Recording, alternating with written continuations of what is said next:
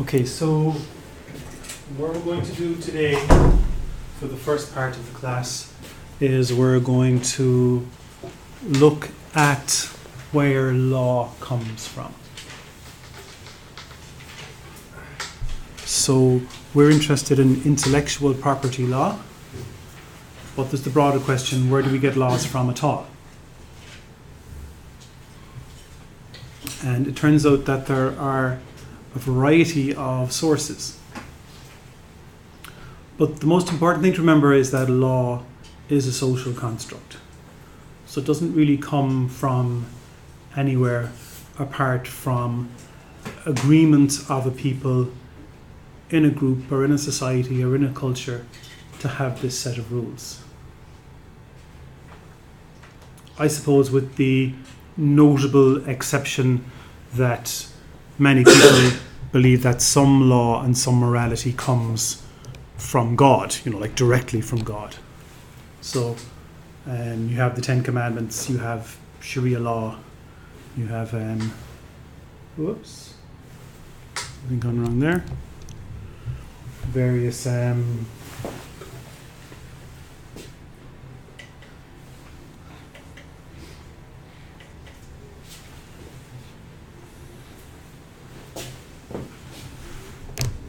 have them there. That's still on my screen, but not on yours. Hang on. Yeah, it's very sensitive. I'm pulling the cable too far. Sorry about that. It should come back in a second. There you go. Okay. Sorry. So it's a system of rules agreed by a group of people, and it sets out the expectations and also maybe what sanctions might be applied to people if they don't follow those rules. So, but it is constructed socially. It's just an agreement. And so that's why it changes over time as well, as norms change, as people's priorities change, the law can change as well. So a long time ago in ancient societies, you might have had the village chief or the elder or the witch doctor or the king or the priest, whatever, might have settled disputes. On the right there's a painting of Solomon, and the story of the two mothers claiming to have the baby was theirs, and Solomon, they brought the case before Solomon, and he decided to split the baby in half and give half to each, and the real child's mother was revealed. But the point there is that they took their case to the king, and he made a judgment. And so in a tribe, you might have had the village elder. If somebody took something belonged to someone else or did something they weren't supposed to do, the village elder might settle the dispute. And so most law has its origins in that kind of thing. And then over time, it developed into a more formal system.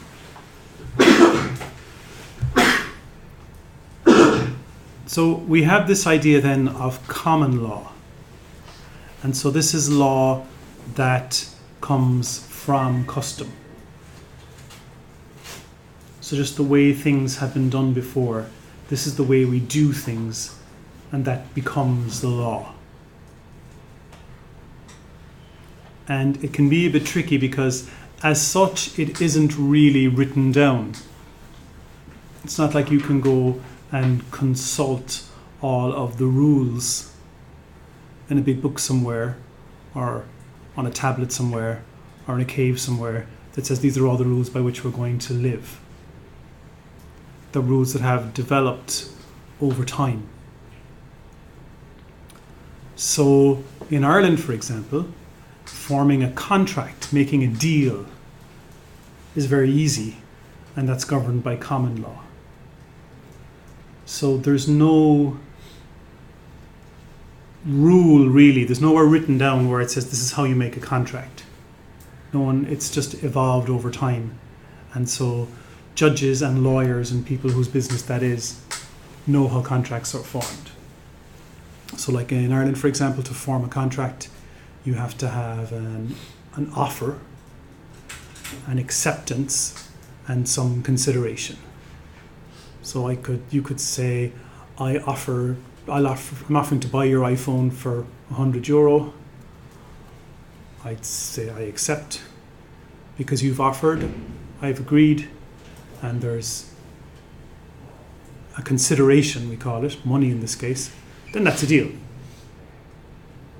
We don't have to sign anything, we don't have to put our thumbprints anywhere, there's no spitting on your hand and shaking. It's a deal. Now, in some countries, forming a contract can be more complex. But a contract is a good example of something that's governed by common law. So over hundreds of years, we have come to an understanding of what's required to form a contract. And that's one source of law.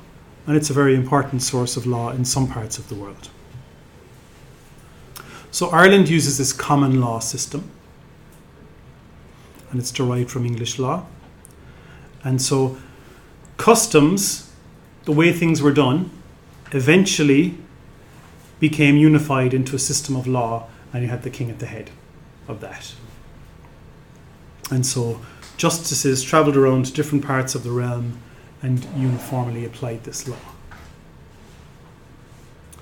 And what's important, or distinctive feature of it, is that it developed through the application of previous decisions. So if a new scenario came up, so in modern times, we have a new scenario where, like, can you form a contract by email? If you're not in the same time, if you're not in the same place, not making the deal at the same time, how is that dealt with? Well, in common law, that's easy enough to deal with. It's easy enough to extend the law beyond where it already is by looking at what happened in the past.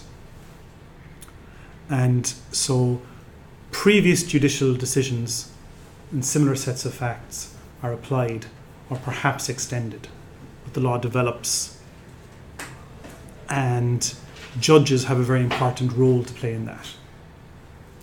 It's a bit unfair for civilians because there's no rule book somewhere where you can just go look it up. You can't, Google it as such. And so that's a bit tricky. And there's big reliance on judges and on precedents. That's important. So you can imagine how if we started off with just the village elder and the witch doctor, eventually we have a more elaborate system that's nationwide, kingdom-wide. There's a king at the head. He sends around these judges to administer his justice uniformly. And over time that evolves. There's another kind of law that comes actually in civil law jurisdictions. And in civil law jurisdictions, there's a civil code that captures everything you need to know. So this is like big, huge, mega rule book that explains how everything is done. And so if you want to know what the law is applying to a particular situation, well, you look it up in the civil code. In these societies, then the civil code is the primary source of the law. The civil code is generally quite detailed. It tries to capture every possible scenario and circumstance.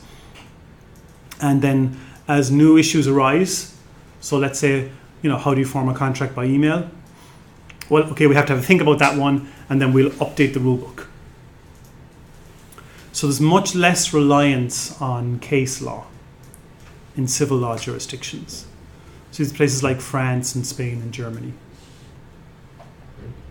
And lawyers in these countries are horrified that in Ireland and the UK, the law might be decided by a single judge in a single case. So here's something we haven't seen before. One judge decides, I think, the law is this. And then from then on, that's the law. So in civil law jurisdictions, people can be horrified by the power of judges in common law jurisdictions. Because in civil law jurisdictions, it's more about applying the code. Okay?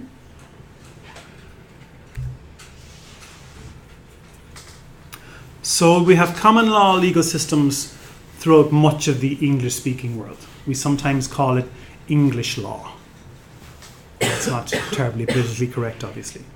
So in places like Ireland and India, Nigeria, Canada and Australia. In fact, if you're a lawyer, let's say you're studied law in Ireland and you move to Australia, you might just slot right in there. Whereas if you moved to France or Germany or Spain, ability to speak French, German or Spanish notwithstanding, it's an entirely different system.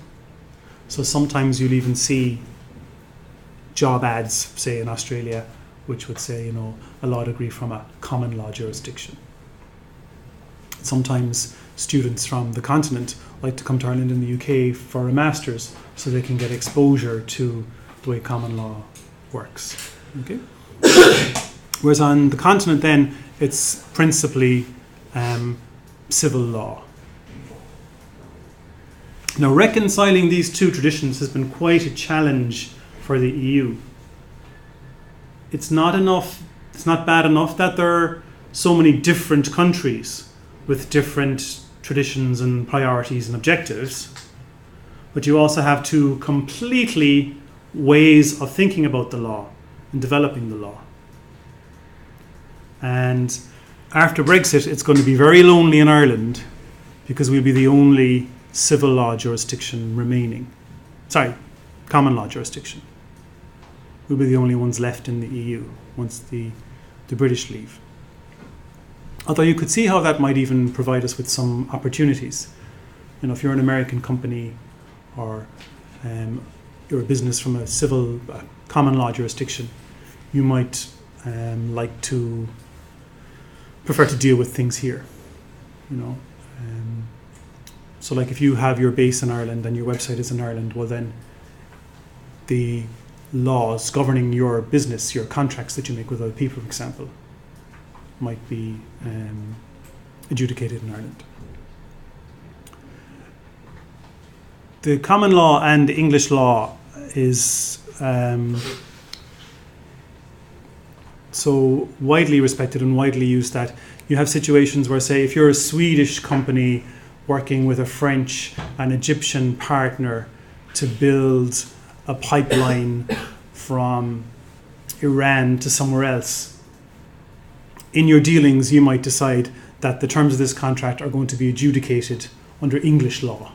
So if there's a dispute, you've all agreed that you'll go in and do your business and resolve the problem in London. And that's quite common. There are some outliers then. There are kind of common law jurisdictions which are classical ones, Ireland, the UK, being the original ones. And then you have classic civil law jurisdictions, France, Germany, and Spain. And then also you have kind of, it's a bit of a spectrum rather than a dichotomy. Like the law in Scotland is quite different from the law in England. And so to be a lawyer in Scotland, you need to deal with certain things that English lawyers wouldn't have to deal with.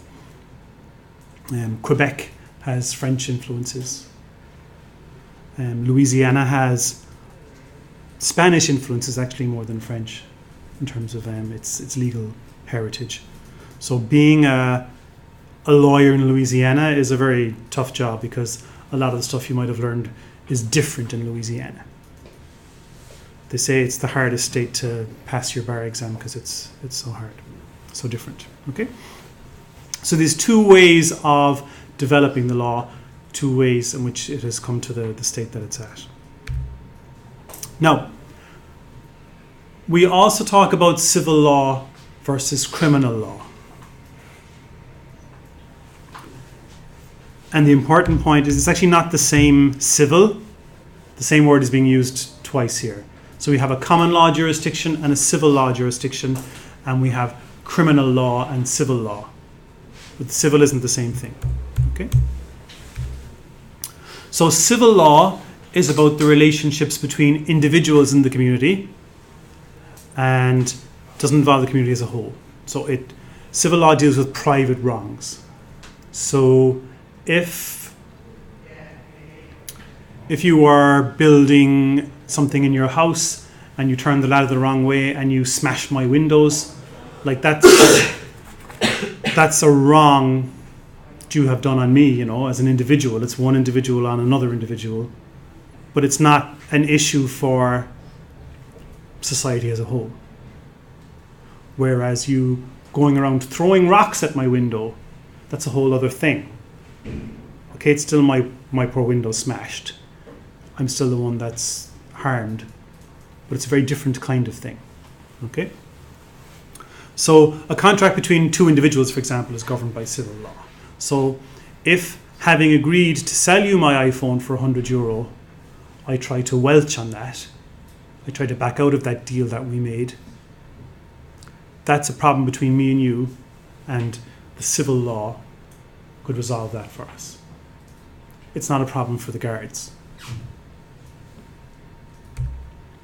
Criminal law then exists to deal with criminal or public wrongs. So harm being done to society. Obviously, it manifests itself as harm being done to individuals. But going around throwing rocks, smashing people's windows, robbing cars, stealing, those are problems for society at large. And so it sets standards imposed by society on individuals, and breaches then will be punished in order to deter future breaches. So if I don't sell you my iPhone for €100, you might feel you're robbed, but that's not robbery. If I steal money from your wallet, that's a criminal thing. So as a rule of thumb, civil law is resolving problems between individuals. Criminal law is society's problem with some behavior. Civil law, you're going to call the lawyers. Criminal law, you're going to call the guards, and someone's going to need a lawyer, but a different kind of lawyer. Okay? There are even different burdens of proof in civil and criminal cases, and different penalties. So in a civil case, it's judged on the balance of probabilities. So we go before the judge and you say, look, he promised he'd sell me his iPhone for €100. I had the €100, handed it over to him, and he wouldn't give me his iPhone. He backed out of the deal. And so the judge then is trying to decide, on the balance of probabilities, are you telling the truth? And if so, then the penalty might be damages. So he might say, well, Colin, if you're not giving him your iPhone, you have to go buy another iPhone and give him that. Or you have to sell him your iPhone. It's in order to do something. Or the penalty might be an injunction to stop you doing something.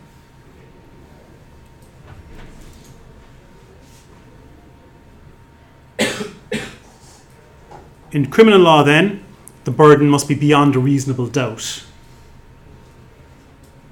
So the standard is higher, but that's because the penalties are higher. Like if you're going to send someone to jail, you need to be very, very sure.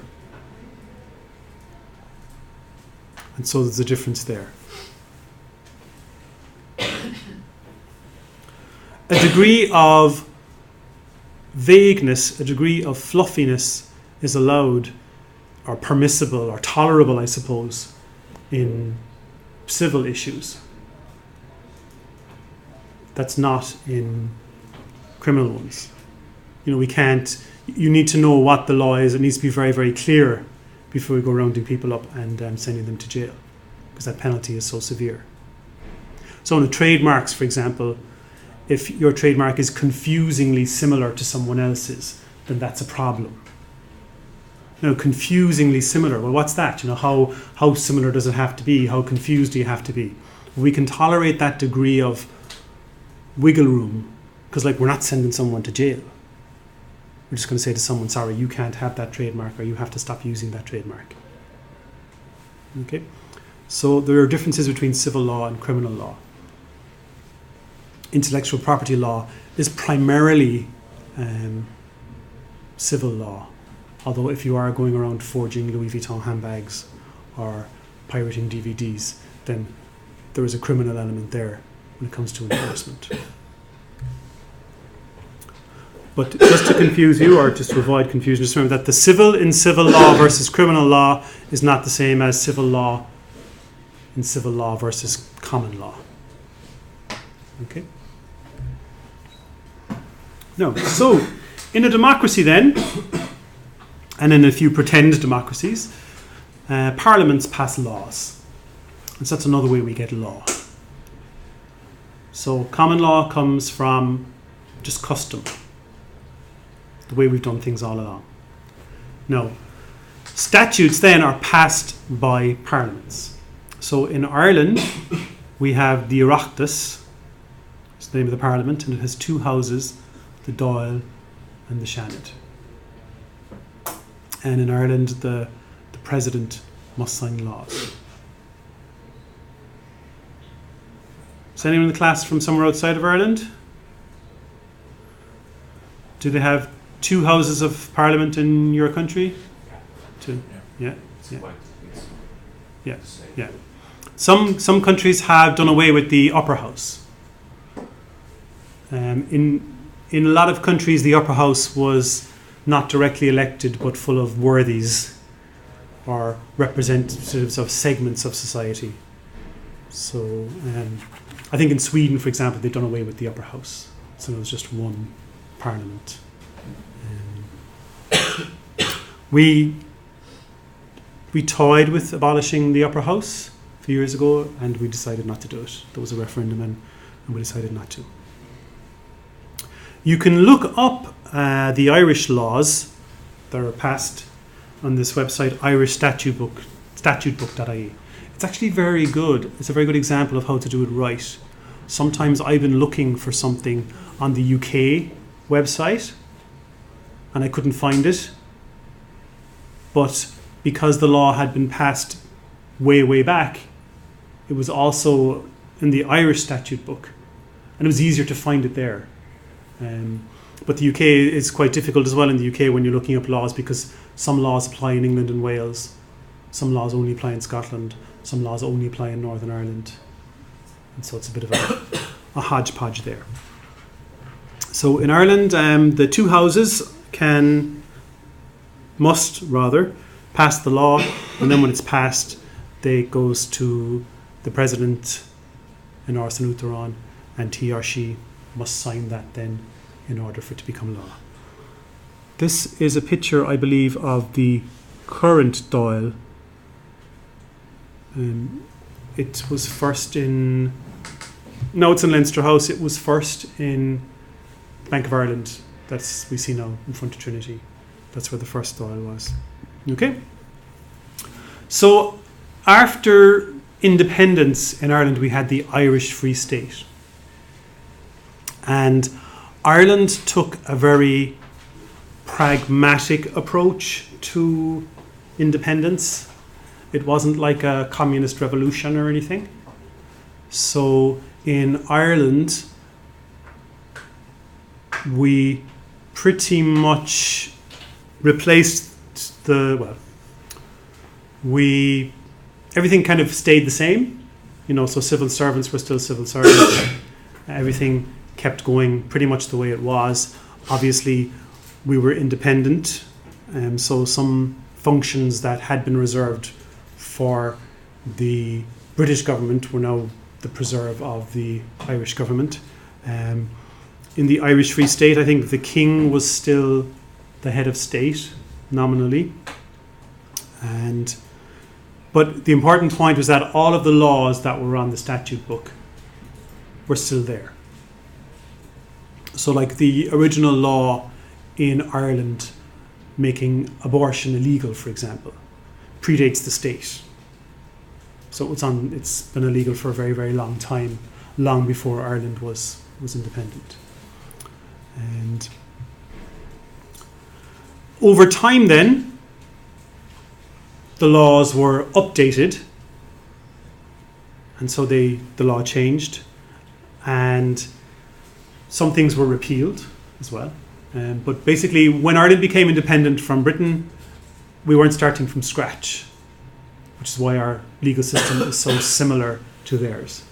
So you could go to court in Ireland and argue before the judge that, this is a court in England on roughly the same circumstances came to this decision, and that's clearly relevant because it's either based on similar law or may even be an interpretation of the exact same law. Okay? Now, the current government has been very proactive in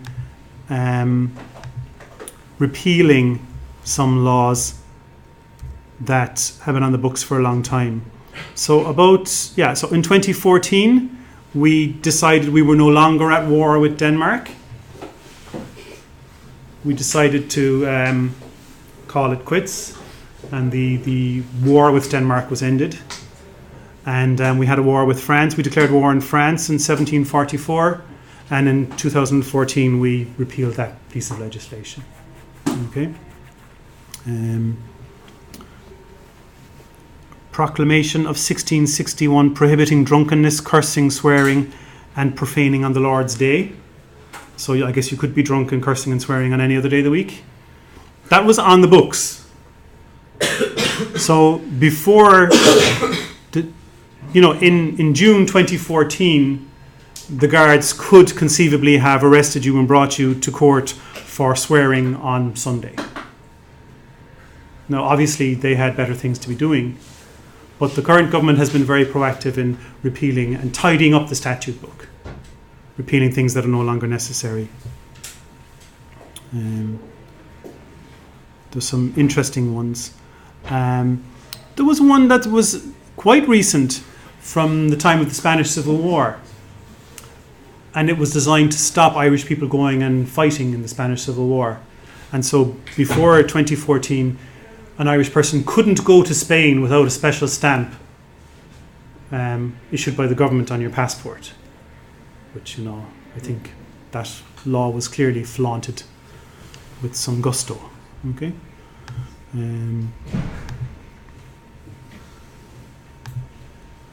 No. So some there. No. In 1937 then, Ireland became a republic. So at that point, Ireland separated entirely from Britain. The timing is no great coincidence. 1937 was probably cutting it fine, given what was coming in 1939. And so Ireland separated entirely from Britain and became a republic. And that meant then we had a constitution. So a constitution is another source of law. So a constitution sets out basic principles and values. Our constitution was inspired by both the US Constitution and the Constitution of the Weimar Republic, which didn't last. It wasn't terribly successful. There weren't a lot of constitutions about back then. Even up to a few years ago, you would have seen jobs advertised with Eastern European countries looking for experts in constitutional law to go and help write their constitutions. So the Constitution typically sets out basic principles and values. It can also set out the basic structures for how the government's going to work. So it's both a declaration of principles and an instruction manual. And in Ireland, the Oireachtas can't pass laws that are unconstitutional. So the President can refer a law to the Supreme Court if he believes it's unconstitutional. So that's one of the very few powers the President has in Ireland. So if a law is passed by the two houses, it's good to go. The President can say, I think this might be unconstitutional. And then he can refer to the Supreme Court, and then the Supreme Court will decide whether it's constitutional or not. So in Ireland, for example, we put into the Constitution that abortion is wrong, even though it was already prohibited by legislation, it meant then that no government could pass a law legalizing abortion, because it would also have to overcome the hurdle of being unconstitutional. So you'd have to go and change the constitution first. So it's like another level. So it's like a hierarchy. So if something is unconstitutional, even the government can't change it. And typically then the courts act as adjudicators.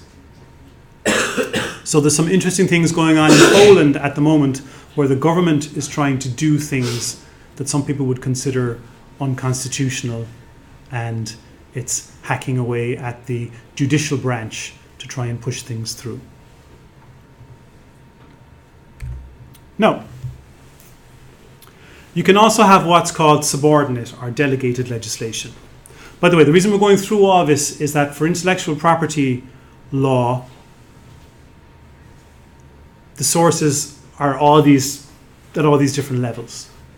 So we may come across something that's in the Constitution, and something else might be in an actual Act of Parliament. Okay. So subordinate or delegated legislation is a power then an individual or a body might have to make rules. So the Parliament might say, pass some law, but leave a few details up to, say, the Minister of Education to decide whatever. So the details, someone can be empowered to decide on the details. So this can be, for example, a detail might even be of like when a law is actually going to become effective. That might be left up to a minister, or some bodies can decide their own rules. So in some areas, we'll be looking at the Irish statute book for a statutory instrument, which isn't actually a law that the Parliament passed. It's just an order signed by a minister organising some tiny detail of that. Now, there's a whole other level then as well. So a state might sign up to a treaty with other states. And then this would place obligations on the state. So Ireland has signed up to a whole bunch of treaties. There's a whole bunch of treaties with other countries. By way of example, and this has nothing to do with intellectual property law, there's the Rome Statute of the International Criminal Court. So the International Criminal Court was set up in The Hague to prosecute war crimes and crimes against humanity. So it traces its heritage back to the Nuremberg trials of the at the end of the war, where people from the Third Reich were prosecuted for their crimes. And Ireland has signed up to this. So it's a treaty Ireland has signed up to.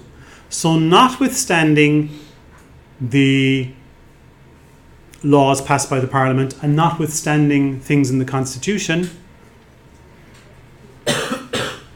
if an Irish person commits a war crime, then an Irish person is subject to the jurisdiction of the International Criminal Court. So if, as an Irish person, you go off and you, it's a rare occurrence, obviously, commit a war crime, you can be tried in The Hague for those war crimes. Also, if a war crime is committed in Ireland, then the people committing that crime can be tried at The Hague.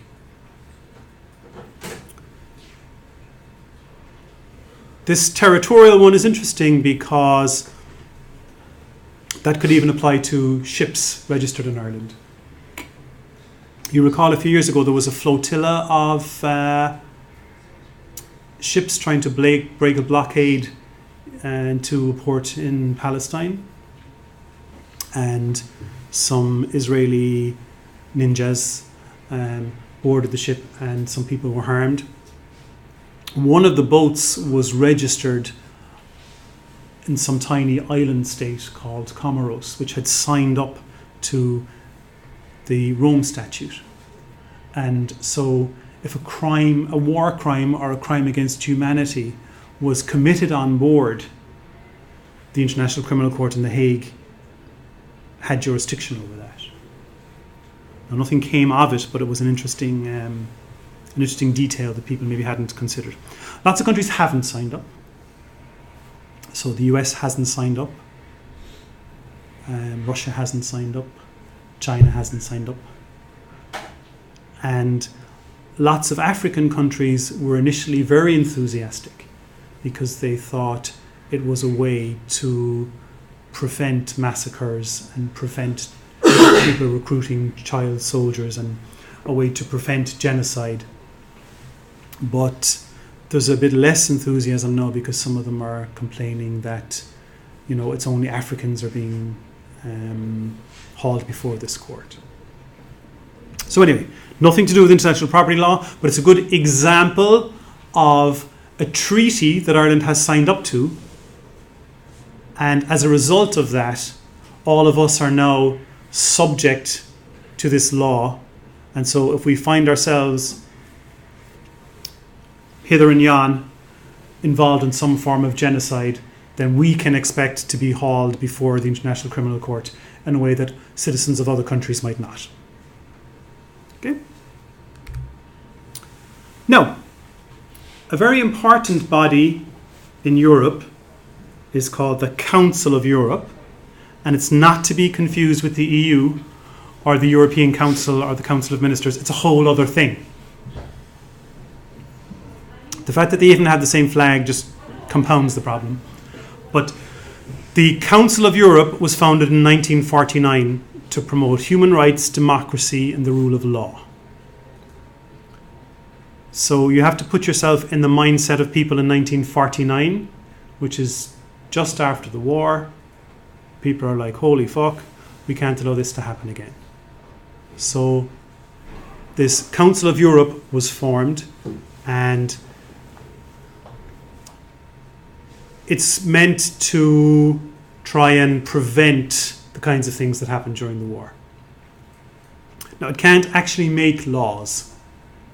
And the main thing it has done is that it has developed the European Convention on Human Rights, and it has a court where people can go if they feel their human rights are challenged. So if you feel that the state is interfering with your human rights, as they're set out in this European Convention on Human Rights, you can go to the European Court of Human Rights, which is in Strasbourg, and get that resolved.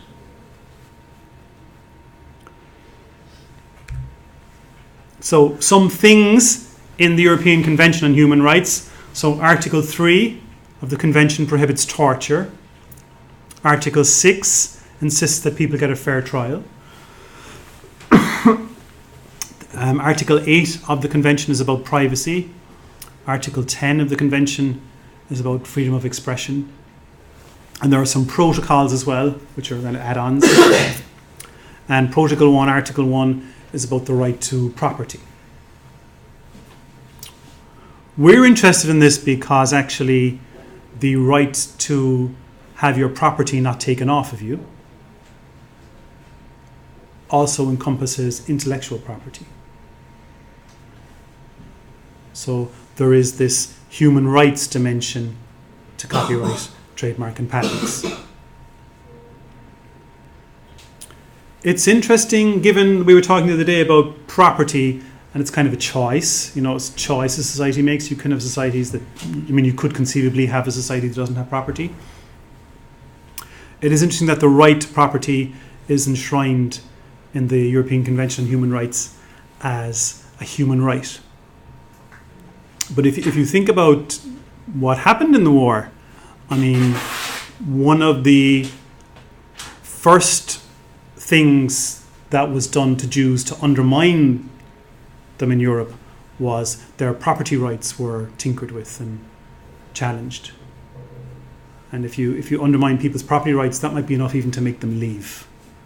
You know, we're entering kind of a phase in human history where all of the people who were alive during the Second World War are now dead, and so we sometimes there's a risk of us forgetting the origins of the kind of order and the structures we have in Europe at the moment. So yeah, that's why property is of interest to us there, or the European Convention on Human Rights is of interest to us. The most interesting case taken in Ireland was a case taken about privacy. And this was Norris v. Ireland. So David Norris, who you've heard of, he was a candidate for the presidency not so long ago. He took a case to the European Court of Human Rights arguing that the criminalization of homosexual acts between consenting adult men was in breach of the right to respect for private and family life. So he was saying that by making homosexual acts a crime, that was infringing on his privacy. And so he won that case at the European Court of Human Rights. And so then Ireland had to change its laws as a result of that. His lawyer, incidentally, was a woman called Mary Robinson, who also went on to greater things. No. Needless to say, the most important treaties and the most important international influences on Irish law are European law. So Ireland is a member of the European Union, once known as the European Community, and before that the European Economic Community, and before that the European Steel and Coal something, long time ago. As I'm sure you're aware, the UK is leaving soon, but for the time being the UK is a member of the European Community as well, the European Union. So we had to amend our constitution in order to join the EU, or the EEC at the time. And then once we did that, the government was able to sign the treaties. So just like the Rome Statute or the European Convention on Human Rights, this is a treaty that Ireland as a state signed up to, which is why we kept hearing about things like the Maastricht Treaty and the Nice Treaty. These were treaties. Okay, so the government actually signing up to those on our behalf was what gives them their power and their legal force. There are two main ways then that EU law becomes law in Ireland. The first way is through a directive. So a directive is an instruction to member states to do a particular thing.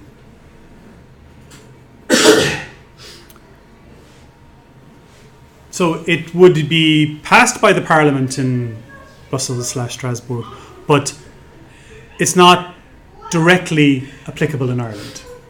It's an order basically to the government to pass laws to give this a particular effect. And it doesn't specify how that should be done. And there's good reason for that. So each of the different countries in the EU has different laws. They also have different legal systems. It might be quite difficult to pass a single law that sits in comfortably with the existing laws in all of the individual states.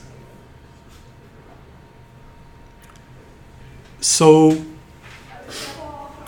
the EU issues a directive, and then the member states must figure out the best way to achieve that objective. They might modify an existing law. They might pass a whole new law. They might decide, actually, we were doing this already. So if you could imagine there was a directive on maternity leave. I don't know if there was or wasn't, but imagine there's a directive increasing the length of time of maternity leave someone gets.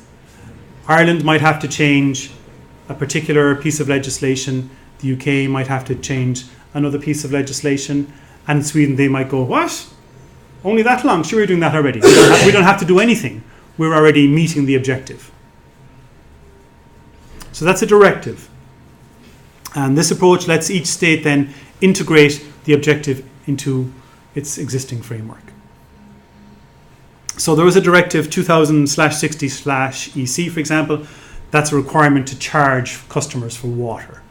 So that was a directive, and it was up to the government, or each government of the EU countries, to figure out how to do that.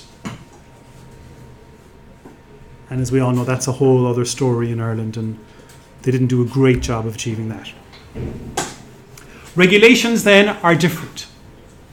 So a regulation also comes from the EU, but it's what we call self-executing. So it doesn't require implementation by member states, it applies directly. So it's a law, it's passed at EU level, now that's law in all the member states. Nobody has to do anything, it's a done deal.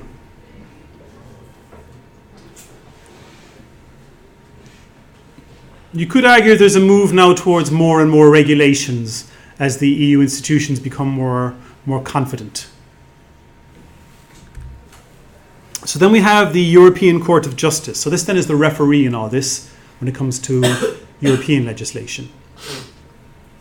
So if a member state did not implement a directive, or didn't implement it thoroughly enough or accurately enough, they might be hauled before the European Court of Justice and told have to do something about that. Also, if, let's say as an individual, you are faced with a law in Ireland which you believe is not an accurate representation of what the directive required, you could go to the European Court of Justice and say, look, this law didn't do the directive properly. Also, but typically what happens as well is the courts, when it comes to a directive or regulation, might say, we don't actually know what this means. And so they would, so a case might hinge on the meaning of something in a directive or a regulation. And the Irish court might say to the ECJ, actually, what does this mean? So they would refer a bunch of questions. The ECJ would make decisions, send the answers back to Ireland, and then they could carry on with that issue resolved. The supremacy of the ECJ is one of the things people are delighted they're going to get rid of as a result of Brexit. So they want the courts in the UK to be the last word. We don't want these European courts telling us what we can and can't do. Okay, so that's one of the things they're interested in. At the complete opposite end of the spectrum then, we have soft law, which is a set of rules or regulations that various bodies might develop. They're not really laws at all, but guidelines that you really should follow. And if you don't follow them, okay, you could be in a bit of trouble, but it's not a law. So like the Central Bank of Ireland has the conduct of business rules. So it's a bunch of rules that say how banks should behave. So for example, the loan to value ratio of a mortgage. So the way you're supposed to have like 10% of the price of the house already saved. Like that hasn't been debated in the Dáil. I mean, that's not a law. It's a rule, it's soft law. Something that the regulator has decided should be done. He can change his mind. So. And in intellectual property law as well, we'll just see in sort of the rules of the Trademark Office or the Patent Office, you know, the tiny details that they've figured out for themselves and then publish that aren't really laws, but they're still relevant. So we kind of have it's almost a hierarchy of places the law can come from. So if we have the common law, which is just custom, things are that way because that's the way they are. They've evolved over time, not really written down. That only applies in common law jurisdictions. We might have soft law, which are kind of rules, recommendations, procedures, not laws, really. We might have subordinate legislation, which is something a detail a minister or someone authorized to might decide and execute. Then we have statutes, which are the main source of most laws. These are laws passed by the Parliament. However, depending on the country you're in, there might be a constitution, which has a higher importance than that. And then we also have international laws.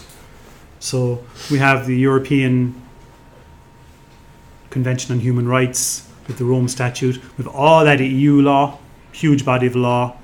There's all these other treaties and things we'd have signed up to. So various sources. And for intellectual property law, we can find sources in each of these areas. So the law governing a particular thing might come from one or several of these sources. Okay.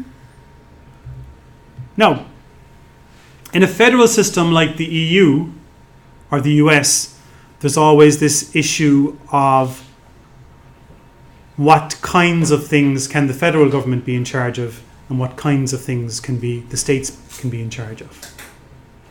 And this is a perennial issue in the US, states' rights versus the federal government's rights. And because the EU has its origins and its justifications in the free market, things which affect the movement of goods and people across borders are typically the competence of the EU. Whereas things then that are more local, like education, health, stuff like that, they're the competence of the individual states then. So an argument at the moment is how much competence should individual states have to decide their corporate tax rates, and should the EU have a role in some of that? So you have this kind of toing and froing and debate. So in the US, the federal government, the US government is much more powerful, has much more impact on people's lives than, say, the EU does in Europe. So much so that outside of the US, we forget that the states have actually any powers at all. We forget that states have legislatures that pass laws, and the law in California is different from the law in Louisiana, is different from the law in Ohio. Okay, we think of the US as one country. So, like I said, we have soft law, statute, constitutions, EU laws, and international treaties. All those different ones. No. So any questions?